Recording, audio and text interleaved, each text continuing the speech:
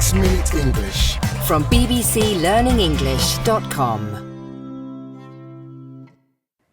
Hello, welcome to 6 Minute English from BBC Learning English. I'm Becca. And I'm Georgie. Remember, you can find all this episode's vocabulary along with a transcript and worksheet on our website, bbclearningenglish.com.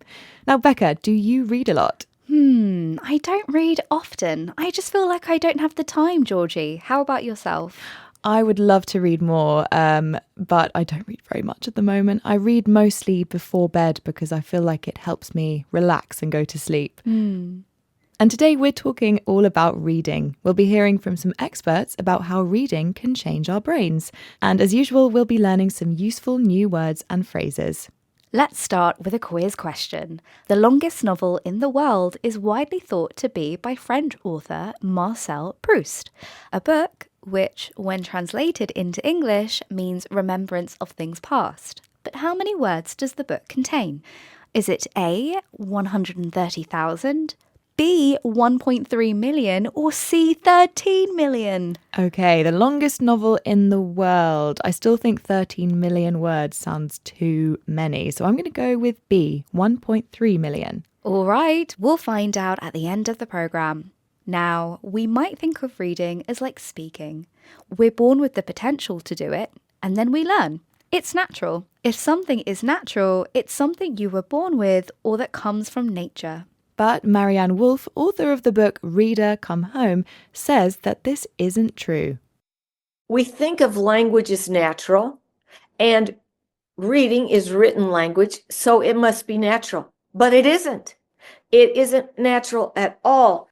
Scientific studies suggest that when we're born, our brains already have the networks that allow our eyes to see and our vocal cords to produce sounds, but not with the pathways we need to read. Let's hear more from psychologist and neuroscientist Rebecca Gottlieb, speaking to the BBC World Service.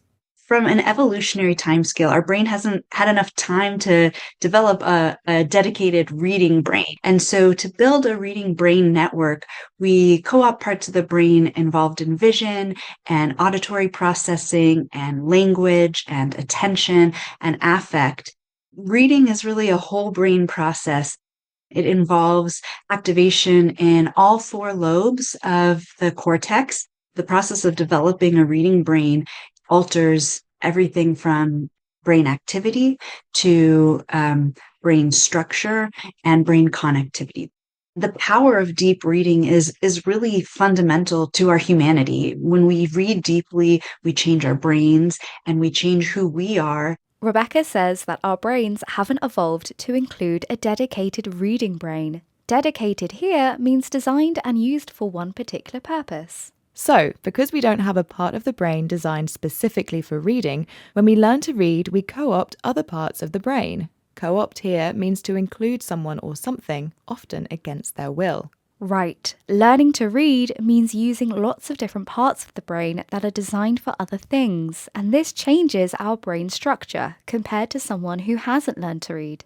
And the language we read also shapes our brain. Chinese characters, for example, use symbols instead of letters of the alphabet to represent words and ideas. Research suggests that learning to read these symbols activates different areas of the brain to reading an alphabet-based system. Scientists studied a bilingual man who could read and speak Chinese and English. The man suffered a stroke, which affected parts of his brain, including his ability to read Chinese. But amazingly, he was still able to read English. Marianne Wolf explains more to the BBC World Service.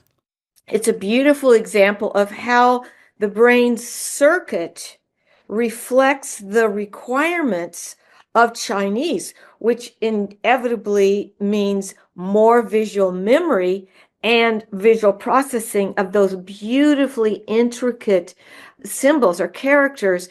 Marianne says that the brain circuit is shaped by learning to read Chinese. A circuit is a system of connections. The visual qualities of Chinese symbols inevitably mean more visual areas of the brain are developed.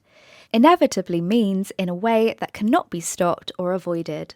Marianne describes the symbolic Chinese characters as beautifully intricate. If something is intricate, it has lots of detail. and something which also has lots of detail, or certainly lots of words, I asked you, Georgie, how many words are in Marcel Proust's Remembrance of Things Past? I said 1.3 million.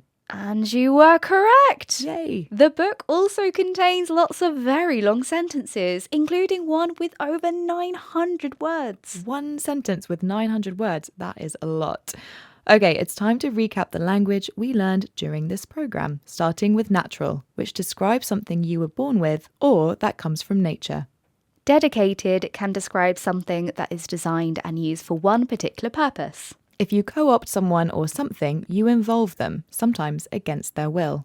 A circuit is a system of connections, for example, in the brain. Inevitably means in a way that cannot be stopped or avoided. And intricate describes something which has lots of detail. That's it for this episode of 6 Minute English.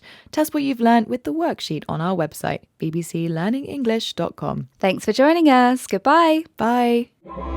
6 Minute English from bbclearningenglish.com.